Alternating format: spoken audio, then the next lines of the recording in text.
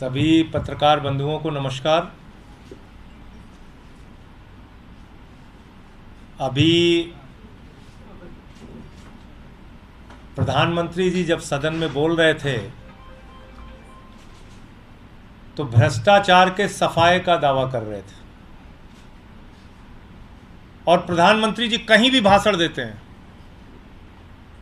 सबसे बड़ा दावा उनका रहता है कि देखिए हमने भ्रष्टाचार को खत्म कर दिया। अब वो एक अलग बात है कि जब से 2014 में मोदी वॉशिंग पाउडर आया तो सारे भ्रष्टाचारियों को धुल धुल कर राजा हरिश्चंद्र बनाकर अपनी पार्टी में उन्होंने शामिल कर लिया। लेकिन एक ऐसा खुलासा अब सीएजी की रिपोर्ट के माध्यम से हुआ है जिसमें पिछले 9 वर्षों में नरेंद्र मोदी जी की सरकार के ऊपर सबसे बड़े भ्रष्टाचार का आरोप लगा है। और भ्रष्टाचार भी ऐसा कि आप सुनेंगे तो हैरान हो जाएंगे। भ्रष्टाचार भी ऐसा कि जिसको आप जानेंगे और सवाल पूछेंगे तो कोई जवाब नहीं है सरकार के पास। और छोटा मोटा भ्रष्टाचार नहीं, भ्रष्टाचार के सारे कीर्तिमान तोड़ने का काम मोदी सरकार ने किया। मैं एक एक करके बताता हूं आपको। एक द्वारका एक्सप्रेसवे का प्रोजेक्ट है। जब वो प्रोजेक्ट बनता है तो 18 करोड़ रुपए प्रति किलोमीटर की लागत के हिसाब से वो द्वारका एक्सप्रेसवे का प्रोजेक्ट तैयार होता है। कितना? 18 करोड़ रुपए प्रति किलोमीटर।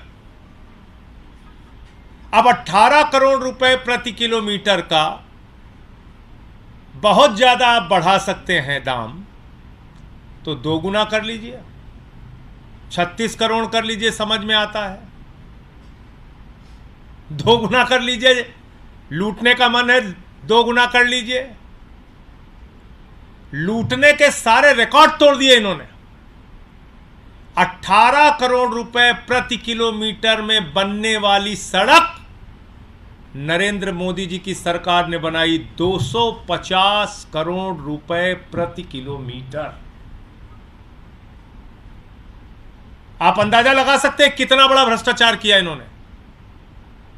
18 करोड़ रुपए प्रति किलोमीटर में जो सड़क बननी थी, मोदी जी ने भ्रष्टाचार के सारे कीर्तिमान तोड़ते हुए 250 करोड़ रुपए प्रति किलोमीटर में सड़क बनाई। नंबर 1। दूसरा,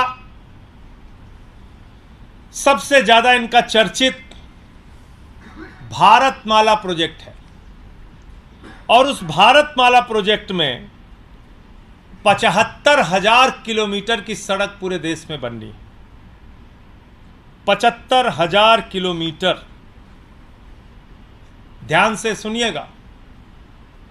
और उस 75,000 किलोमीटर की सड़क में 1 किलोमीटर की सड़क बननी थी 15 करोड़ रुपए में। नरेंद्र मोदी जी की सरकार ने उस 1 किलोमीटर सड़क का दाम बढ़ा दिया 25 करोड़ रुपए।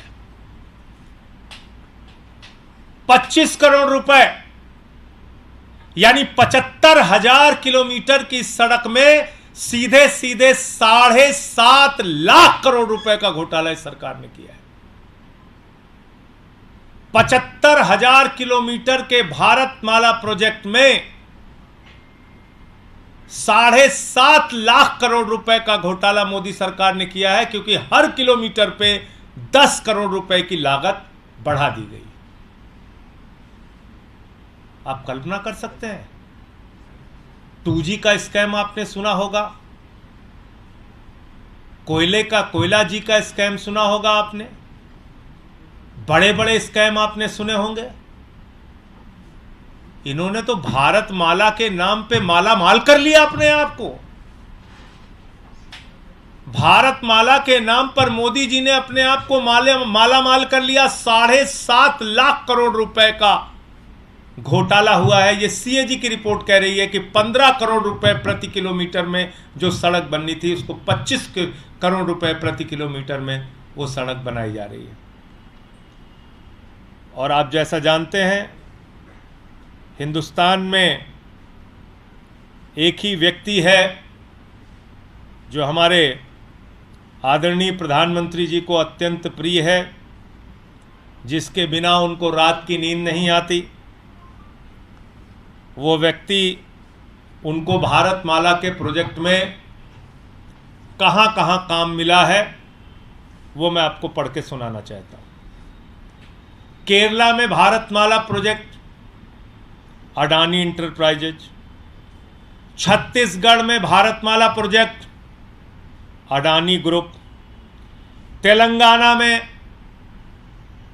Bharatmala project Adani road transport limited, Andhra Pradesh में Bharatmala project Adani enterprises limited, Maharashtra में Bharatmala project Adani enterprises limited, Odisha में Bharatmala project Adani enterprises limited, Madhya Pradesh में Bharatmala project Adani enterprises limited, west Bengal में Bharatmala project Adani road transport limited, Gujarat में जो हमारे प्रधानमंत्री जी का गृह राज्य है, गुजरात में Bharatmala project Adani road transport limited.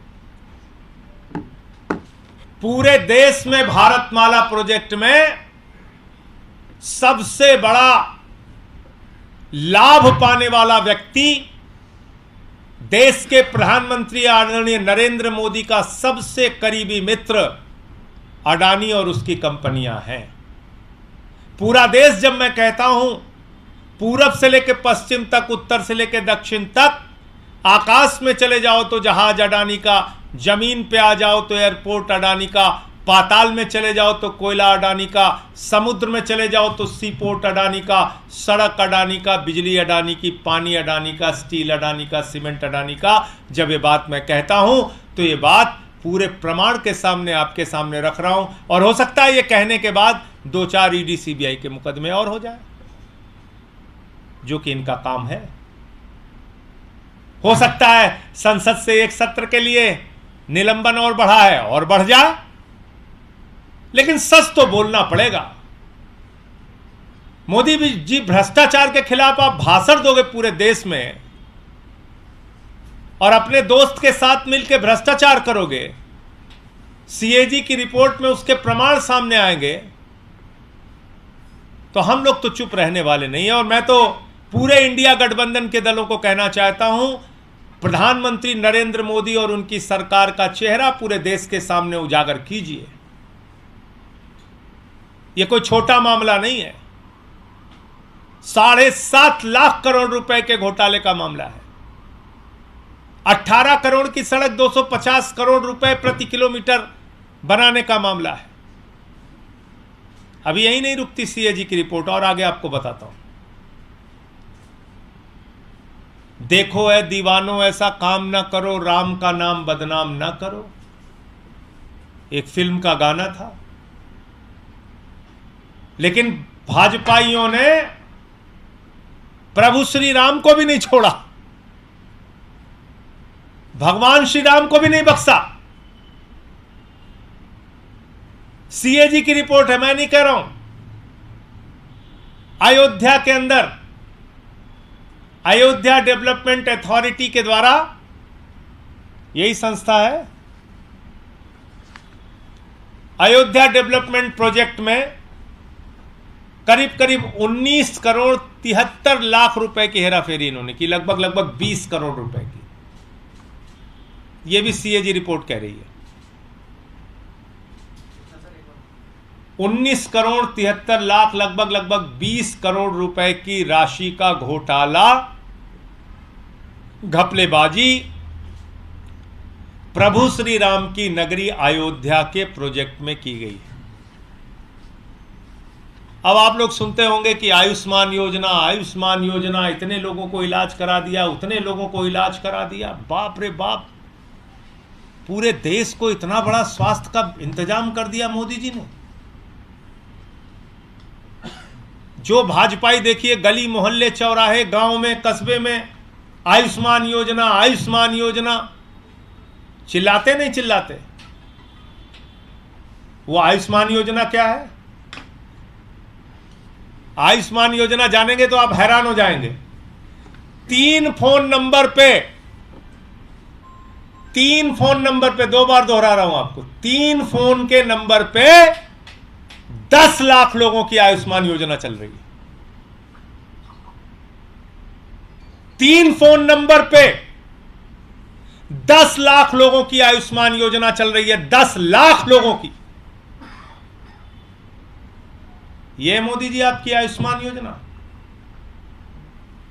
Madhya प्रदेश के अंदर जहां मामा शिवराज हैं, वहां पर 400 लोग दुनिया में नहीं है, उनकी मृत्यु हो गई। 400 लोग दुनिया में ही नहीं है, उनकी मृत्यु हो गई। उनका इलाज चल रहा है आयुष्मान योजना में। मृत लोगों का, मरे हुए लोगों का इलाज आयुष्मान योजना में चल रहा है। मध्य प्रदेश में 8,000 लोग एक ही समय में कई अस्पतालों में इलाज करा रहे हैं। यानी कि एक व्यक्ति मान लीजिए धर्मेंद्र कुमार हैं, तो धर्मेंद्र कुमार का इलाज भोपाल में भी चल रहा है और इंदौर में भी चल रहा है और जबलपुर में भी चल रहा है। 8,000 व्यक्तियों का एक समय में कई अस्पतालों में इलाज चल रहा है। हरियाणा आ जाइए, हरियाणा के अंदर 4,121 लोगों का एक समय में कई अस्पताल में इलाज चल रहा है। और आपको बताऊं सबसे हैरानी वाली बात भी और सबसे मजेदार बात भी, एक महिला को, उसने नवजात शिशु को जन्म दिया, बच्चा हुआ, डिलीवरी हुई, तो मां का इलाज अलग अस्पताल में चल रहा है, बच्चे का इलाज अलग अस्पताल में चल रहा है। एक महिला को डिलीवरी हुई, बच्चे का इलाज अलग अस्पताल में चल रहा है और मां का इलाज अलग अस्पताल में चल रहा है। ऐसे ऐसे घोटाले, ऐसे ऐसे कारनामे, ऐसी ऐसी घपलेबाजियां। मोदी जी, आपने भ्रष्टाचार और घोटाले के सारे कीर्तिमान तोड़ दिए और हिंदुस्तान की आजादी के बाद आपकी सरकार भ्रष्टतम सरकार है। कृपा करके हाथ जोड़ रहा हूं, अब भ्रष्टाचार के खिलाफ आप मत बोला कीजिए। हंसी आती है जब आप भ्रष्टाचार के खिलाफ बोलते हैं। जब आप बोलते हैं 70,000 करोड़ के घोटाले के खिलाफ, अजीत पवार के खिलाफ, तो उसके तुरंत बाद आप उसको ज्वाइन करा लेते हैं, आपके ऊपर लोग हंसते हैं। आप अभी भी दावा कर रहे हैं स्कैम फ्री इंडिया बना दिया। अरे आपने तो स्कैम युक्त इंडिया बना दिया। और ये मैं नहीं कह रहा हूं, सीएजी की रिपोर्ट कह रही है। भ्रष्टाचार मुक्त नहीं, भ्रष्टाचार युक्त इंडिया आपने बना दिया। भ्रष्टाचार मुक्त भारत नहीं, भ्रष्टाचार युक्त भारत आपने बना दिया।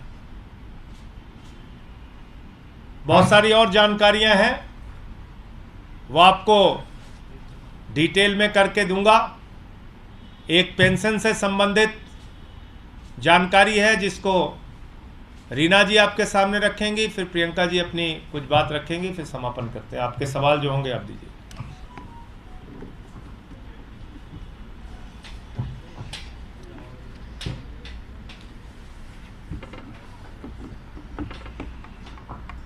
आप सबने सुना होगा, पिछले हफ्ते पार्लियामेंट में मोदी जी कह रहे थे कि उन्होंने देश को स्कैम फ्री बना दिया। और अभी माननीय संजय जी ने कितने डिटेल में समझाया कि किस तरह हर तरह की योजना में मोदी जी के अंडर में स्कैम ही स्कैम चल रहे हैं। चाहे भारतमाला प्रोजेक्ट हो, आयुष्मान भारत प्रोजेक्ट हो, और तो और जो बुजुर्गों की पेंशन होती है, हमारे देश में कई सालों से बुजुर्गों को पेंशन दी जाती है। बुजुर्गों की जो पेंशन योजना है, वो पेंशन योजना का पैसा मोदी जी के राज में उसको इन्होंने डाइवर्ट करके एडवर्टाइजमेंट, अपनी फोटो छपवाने में खर्च कर दिया। आप देश के किसी भी हवाई अड्डे पे चले जाइए या पूरे देश में कहीं भी चले जाइए, आपको मोदी जी की फोटो हर जगह दिखाई देगी। लेकिन क्या आप ये सोच सकते हैं कि उसमें कई जगह मोदी जी की फोटो लगाने के लिए जो देश के बुजुर्ग हैं, उनकी पेंशन का रुपया जो है वो फोटो लगाने में खर्च किया जा रहा है। इतना मोदी जी को पूरे देश में अपनी फोटो छपवाने का शौक है। पेंशन योजना जो है उसमें मामूली 200 रुपए केंद्र सरकार देती है। आज की तारीख में जब सिलेंडर 1200 रुपए का है, पेट्रोल 100 रुपए का है, दाल 100 रुपए की है, तो 200 रुपए में वैसे ही बुजुर्गों को कुछ नहीं मिलता। खुद मोदी जी 10 लाख का सूट पहनते हैं और बुजुर्गों को सिर्फ 200 रुपए की पेंशन मिलती है। सिर्फ दिल्ली में अरविंद केजरीवाल की सरकार ने उस पेंशन को 2500 रुपए करा हुआ है। पूरे देश में सबसे ज्यादा बुजुर्ग पेंशन दिल्ली में केजरीवाल सरकार दे रही है, क्योंकि अरविंद केजरीवाल अपने आप को श्रवण कुमार मानते हैं। वो मानते हैं कि दिल्ली के सारे बुजुर्गों की जिम्मेदारी उनकी है। वहीं दूसरी तरफ आप देखिए कि बुजुर्ग पेंशन का जो पैसा है वो मोदी जी ने एडवर्टाइजमेंट में यूज किया। कई जगह जो बुजुर्ग गुजर गए उनके नाम पे भी पेंशन का पैसा निकाला जा रहा है, पता नहीं किसके जेब में जा रहा है। इसकी पूरी तहकीकात होनी चाहिए, इसकी पूरी जांच होनी चाहिए कि किस तरह से बुजुर्गों के नाम का पैसा गलत जगह यूज हो रहा है। प्रियंका, आपने संजय सर से और रीना जी से जो सुना, ये अभी सिर्फ शुरुआत है। इसमें हम लगातार आपको और जानकारी देंगे। सीएजी की रिपोर्ट ने बहुत सारे खुलासे किए हैं, इस पर दोबारा प्रेस वार्ता होगी।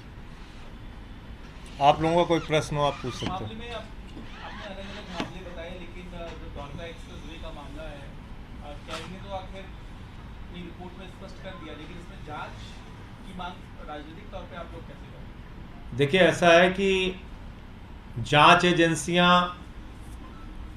अभी आपको पता चल जाए कि भाई दिल्ली सरकार के किसी मंत्री ने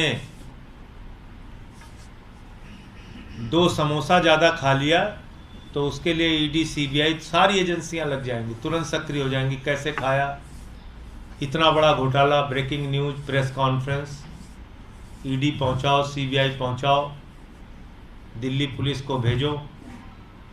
ये सीएजी ऑडिट करने की एक महत्वपूर्ण संस्था है, देश की सबसे बड़ी संस्था है। उसकी रिपोर्ट सामने आई है। आपसे हम अनुरोध करें, विनती करें कि आप जांच कराइए। आपका क्या दायित्व बनता है, आपकी क्या जिम्मेदारी है? आप अभी हम लोग सवाल उठाएंगे, कहेंगे चले जाइए सुप्रीम कोर्ट। भाई, तो ये जो जांच एजेंसियां हैं, इसको सिर्फ विधायक तोड़ने के लिए रखे हो आप। इनका इस्तेमाल सिर्फ विपक्ष के लोगों को पकड़ पकड़ के जेल में डालने के लिए रखे हो। तो ये तो साफ तौर पे दिख रहा है कि भाई भारतमाला प्रोजेक्ट, उसमें 15 करोड़ रुपए में एक सड़क बननी थी, आपने उसको दाम को बढ़ा दिया, 25 करोड़ कर दिया। 18 करोड़ की सड़क को 250 करोड़ रुपए कर दिया। खुली आंखों से दिख रहा है कि मृतक लोगों का आपने इलाज कर दिया आयुष्मान में, मृतक लोगों का, जिनकी जान चली गई है, दुनिया में ही नहीं है। एक ही समय में हजारों लोगों का अस्पतालों में, आपने कई अस्पतालों में इलाज कर दिया। 10 लाख लोगों का 3 फोन नंबर पे आपने कार्ड बना दिया। ये तो महा घोटाला है, खुली आंखों से दिख रहा है। इसमें कहां सो रही है सारी एजेंसियां? इनके खिलाफ कार्रवाई होनी चाहिए। सर, रणदीप सुरजेवाला ने जो बयान दिया है, उन्होंने जनता को एक तरह से राक्षस बताया है। स्पीच वो दे रहे थे हरियाणा में एक जगह, इस बयान को लेकर क्या कहना है? देखिए, मैंने उनका पूरा बयान सुना नहीं है, किस संदर्भ में उन्होंने बयान दिया। मैं सिर्फ इतना कहना चाहता हूं कि भारतीय जनता पार्टी ने इस देश के लोगों को निराश किया है और इस पार्टी से सावधान रहने की आवश्यकता है। ये एक नफरत फैलाने वाली एजेंसी है, नफरत फैलाने वाली फैक्ट्री है। मणिपुर हो, मेवात हो, पूरे देश में नफरत की आग में जनता को झोंकने का काम कर रहे हैं। तो इनसे सावधान रहने की जरूरत है। और जहां तक रणदीप सुरजेवाला जी का बयान है, भाजपा क्या क्या बयान देते हैं, जो बीजेपी को वोट नहीं देगा वो देशद्रोही है, जो बीजेपी को वोट नहीं देगा वो पाकिस्तान चला जाए। अरे भैया, जिन्ना की कब्र पे मत्था तुम लोग टेकते हो, पाकिस्तान तुम जाओ। तुम्हारे खिलाफ जो 63% लोग हैं वो पाकिस्तान सब चले जाए। तो भाजपाइयों के भी बयान बहुत आपत्तिजनक, और जो बीजेपी को वोट नहीं दे वो देशद्रोही है, इस प्रकार के बयान देते रहते हैं वो। सर, आप लोग इंडिया गठबंधन के बहुत मजबूत सहयोगी, शरद पवार और अजीत पवार के बीच में बहुत सारी बातें हो रही है महाराष्ट्र में, इसको लेकर राजनीति भी शुरू हो गई है। इस मुलाकात को लेकर आम आदमी पार्टी की क्या राय है, जब वो अलग हो चुके हैं? फिर देखिए, उसके बारे में तो मैं समझता हूं कि शरद पवार जी ही आपको ज़्यादा सही तरीके से जवाब दे पाएंगे। मीटिंग किस संदर्भ में हुई, क्या हुई, कैसे हुई, उस पर ना मुझे कोई जानकारी है, ना मैं आपको कुछ बता सकता हूँ। ये जो बिल था जो राज्यसभा से पास हुआ, अब गेजेट नोटिफिकेशन उस पर हो चुका है। मेरे दो सवाल इससे आप हैं, एक राजनीतिक तौर पे आप किस तरह की लड़ाई देख रहे हैं आम आदमी पार्टी की सरकार जो कि दिल्ली में है, और क्या आगामी चुनाव में आप इसे मुद्दा बनाएंगे? क्या आपकी रणनीति होगी, थोड़ा बताइए। देखिए, बिजली, पानी, चिकित्सा, शिक्षा, बुजुर्गों की तीर्थ यात्रा, माताओं बहनों के लिए बस की फ्री यात्रा, जो कार्यक्रम केजरीवाल जी ने दिल्ली के अंदर लागू किया है वो चलता रहेगा।